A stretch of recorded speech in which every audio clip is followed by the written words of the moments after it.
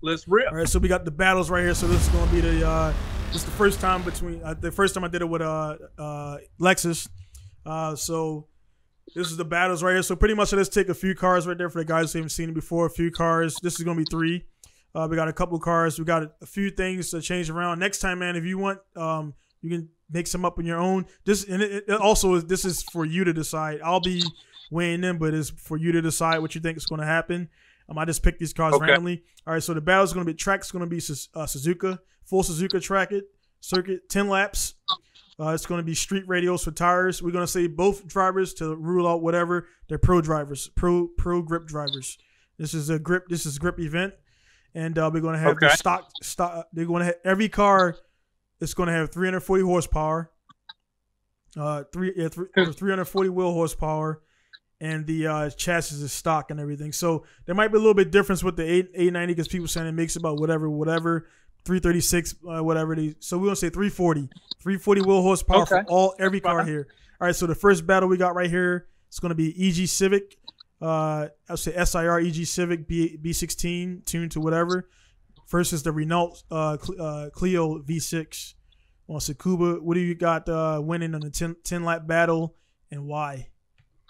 You said Suzuka or Scuba? Suzuka. Yeah. Okay, and 10 lap battle, you mean door to door? Yeah, this 10 lap. I mean, they'll start. Sorry, I should say it'll be a I would say a one lap warm up rolling start. So the first lap start off is rolling. So they won't be because you know that the Clio is, you know, the V6 all wheel drive or stuff like that, and Civic's front wheel drive. I'm with you.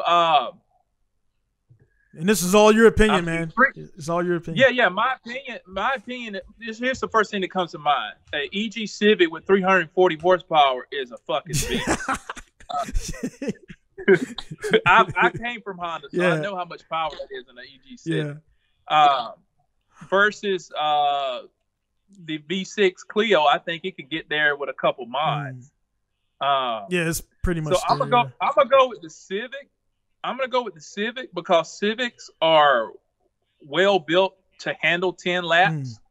I think that V6 is going to punch out a little more heat. And with you being on street tires, all-wheel drive street tires is not much of an advantage versus front-wheel drive, in my opinion, because that's going to be a much lighter car. The EG is going to be much lighter. So I'm going with the EG hands down. The EG right there for the first round. You can see they got, and I hope, like I say, when I do these battles, man, people are like, yeah, EG, and like, okay, why? So you know what I'm getting. You're perfect for this because you know exactly what you're thinking about. And then, like I said, the Clio, exactly with that. I mean, I'll weigh in on that. The V6, being in this, it's a hatchback, but it's all-wheel drive, it's turbo, and the engine's in the back. It's MR. Yeah. So the guys who don't know the Clio out there, I learned about it from Gran Turismo 2, and that I definitely got to have one of those. Same with the Abrif hatch and the those different ones, man. I seen one up here in Memori, and I it's like, dude, like, is it sitting there? And I want that joint, man. The Clio, I want to get one, even if I get like the cheap one and then build it up later. But it's pretty cool, man. So, you know, and I will say I would give it to the Civic as well if it was the tables were turned and everything. So, all right. So the next one, we got the Civic for that one. Next one we got up again, the same everything for all the cars. 340 street radials, Suzuka 10 laps pro drivers, stock chassis, and we got the Evo 8 MR versus the WXSTI Spec C Type RAR. That's like the late 90s model? Well, the Type RAR is like that. It's the newer one with the little teardrop eyes or whatever. It's the newer Spec C. Like what year model? I think it's like a 2000 something everything. If you look it up, it has those look like a fish eyes or something. Like they're not the old school ones. They're like the newer. It's a newer body. Oh, you talking about the Hawkeye? I guess, man. They got so many goddamn eyes, man. But it's the Spec. Yeah, you talking about basically like mid 2000. Yeah. It's. I'm gonna go. I'm gonna go Evo because them ringlands gonna pop on the FBI when you get to. Dude, you gotta have. No. Serious answer. Evo 8 MR, I think, has got a better yaw control all-wheel drive system than that earlier model STI. But like I said, this one, I'll put up a picture, man. But this one, when you check out the STI, the Spec C RAR, it comes up with it's the newer. It's like the 2000. I think like mid 2000. Like, man, they changed so much, man. But yeah, whatever. Yeah, but go what you're saying, man.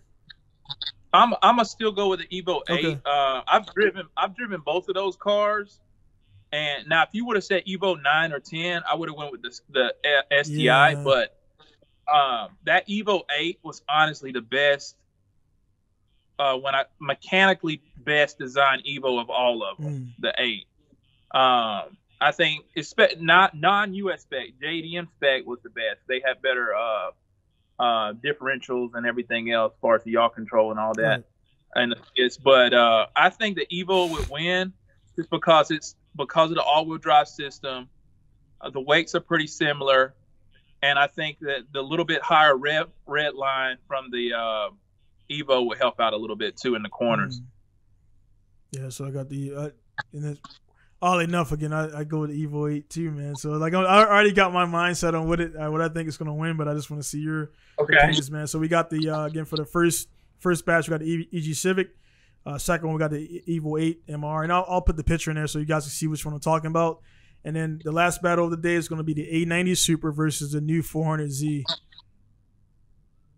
Yeah, I mean, I think kind of before you weigh in, kind of because the 400Z is kind of still speculative to what it's going to be. Right. First they were saying they want to do like a 3.8 liter, but then they switched to whatever. So I haven't looked up, but I don't think it's solid as to what platform it's going to have, but it should have. I mean, that 340 that should be almost there, or like a little bit of boost up to get there. 890 Supra is already out and about with the BMW, and BMW engine. That 400Z is going to be there. It's going to be there. Yeah. I think both of those will almost be what we will say. Let's just say both of those are going to be there at wheel horsepower. They're rated a little bit more than that, but at wheel we'll say that. There's no gentleman's agreement. There's no gentleman's agreement, and also it's like a modern rival is creating right here with the 890 Supra in it. Oh yeah, and the fact that Nissan has the response, not the reaction to the Supra, means that they're going to come and make it more competitive. I think, and I'm 99% sure they put that VR30 motor in there, that Q50 engine. Right. Yeah, so basically that's a 3-liter twin turbo setup. And then we're talking about doing a light tune on those. I'm going Nissan all the way, man, just because you already know Nissan went and bought 10 Supras, put it on the track, figure out what they liked about it, what they didn't like about it, and they're put all those advancements into their car, plus a better turbo system, in my opinion. I'd rather have that VR30 than a BMW engine. So I'm going with the 400Z. Got you, man. So it's with that, man. It's like what do you? It's man.